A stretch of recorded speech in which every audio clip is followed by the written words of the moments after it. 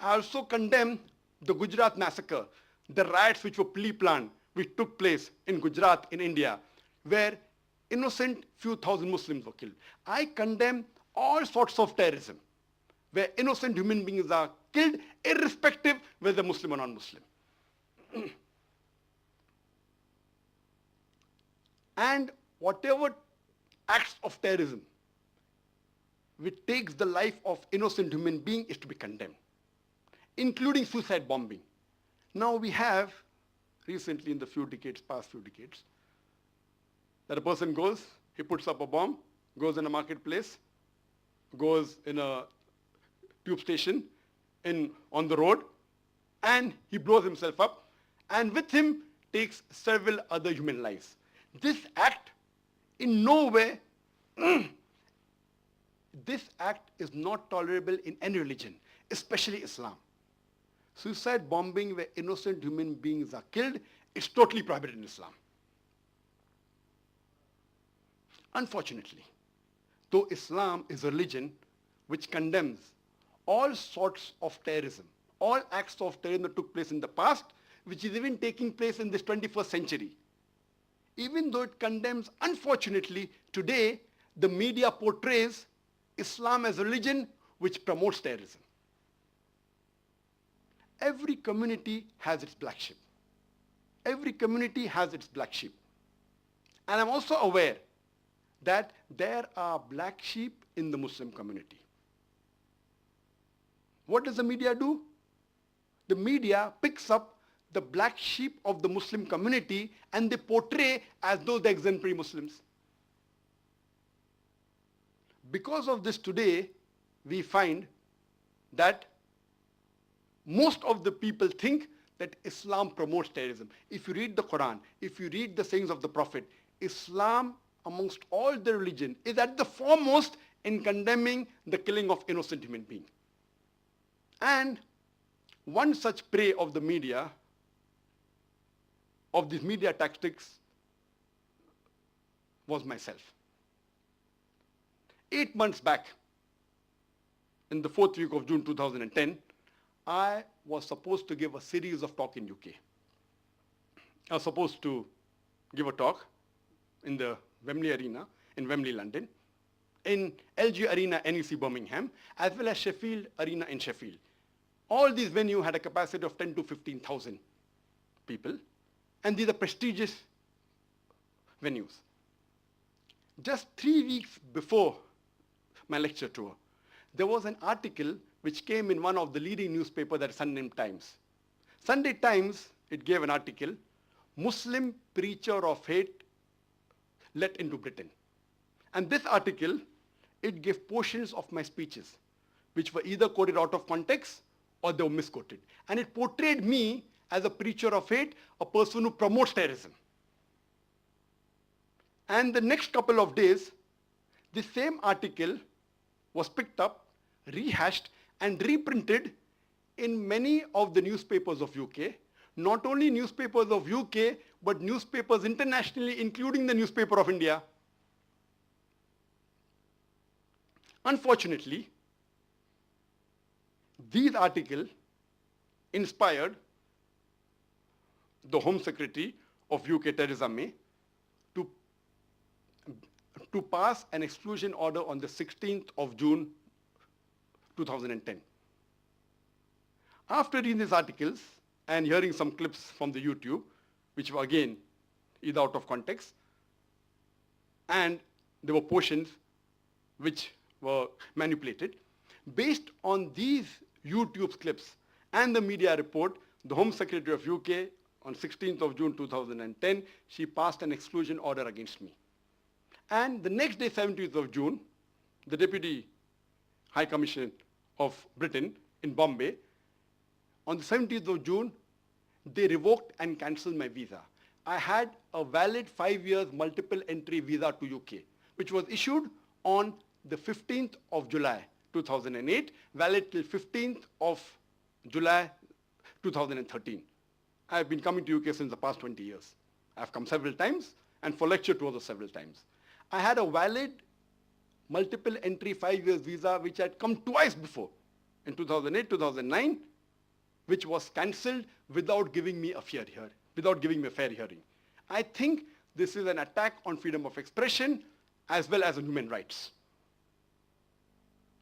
Charles Farr, who is the Director General of the Office of Security and Counterterrorism, he was not in favor of this exclusion order. And he wanted me to reach to those Muslims who he felt the government could not reach. But the Home Secretary, ignoring the advice of her senior most security advisor, she went ahead with the exclusion order, and later on, a few weeks later, she even suspended one of the advisors under Charles Farr who supported me.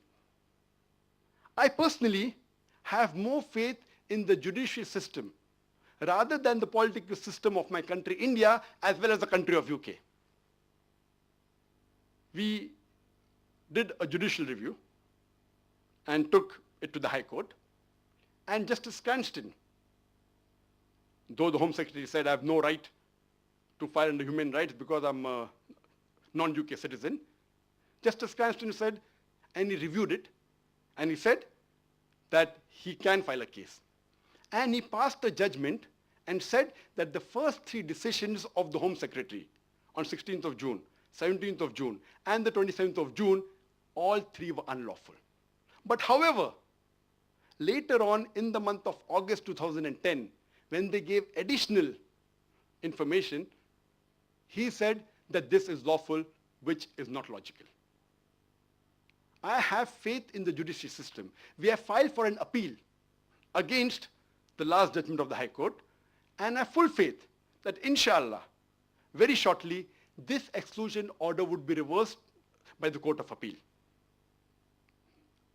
I hope in future I may have the chance to meet the Home Secretary Theresa May personally and explain to her the peaceful message of Islam and remove any misconception about Islam or any of my lecture that she may have.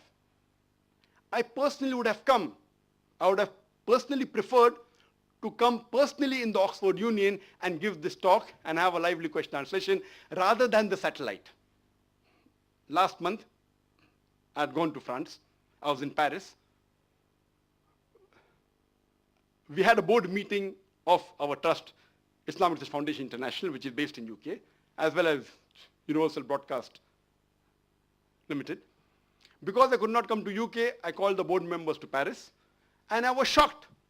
Normally, the world feels that France is more strict against Islam than UK. But when I applied for visa, I got it within 1 hour. And we had the board meeting there. I would prefer having it in UK, but because of the exclusion order, which I feel the Court of Appeal very shortly will reverse it. And though the world may think that because of the exclusion order, it is an attack on freedom of expression.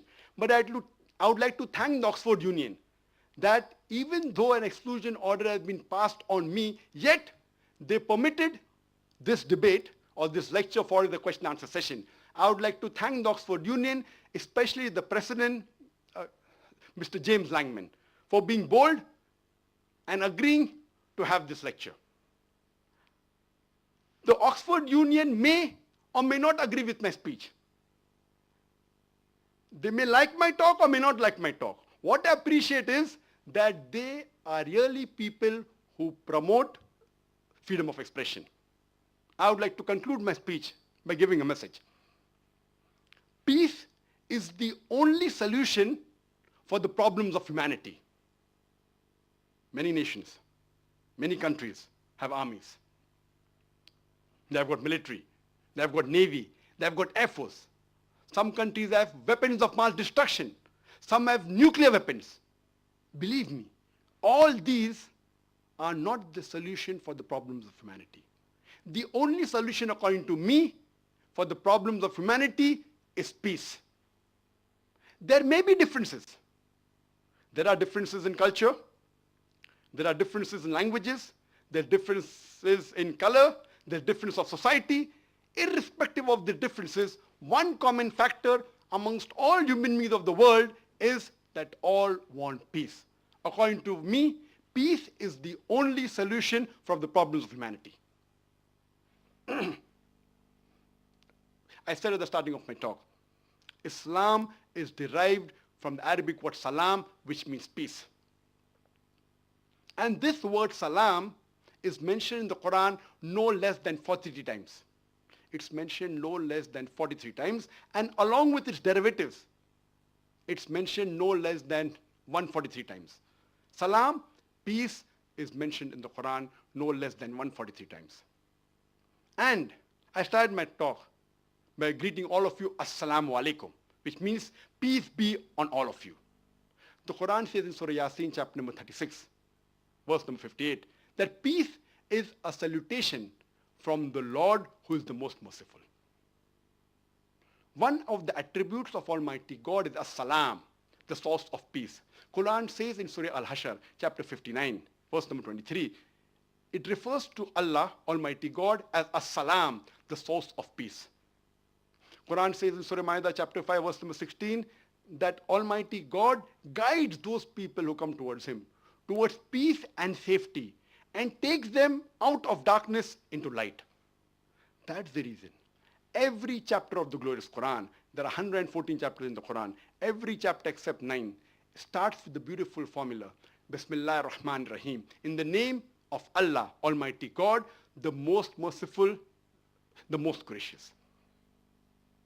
According to me, peace is the only solution for humanity. And I am a person who spreads peace. My mission is to spread peace. And as many may be aware, that I started a global Peace TV network about 5 years before, in January 2006.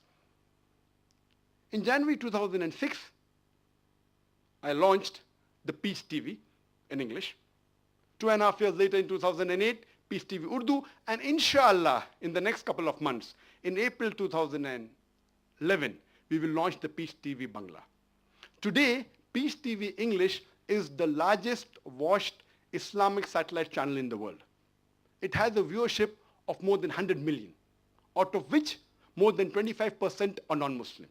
Even if I'm able to convince one human being, irrespective whether he's a Muslim or non-Muslim, and prevent him from killing one innocent human being, I feel I would have saved the whole of humankind. Peace is the only solution. My message is only of peace. My mission is to spread peace. I would like to end my talk with the quotation of Dr. Adam Pearson. Dr. Adam Pearson said, people worry that one day nuclear weaponry will fall in the hands of the Arabs. They fail to realize that the Islamic bomb, the bomb of peace, has already been dropped. It fell the day Prophet Muhammad, peace be upon him, was born. Wa akhiru da'wana alhamdulillah rabbil alameen.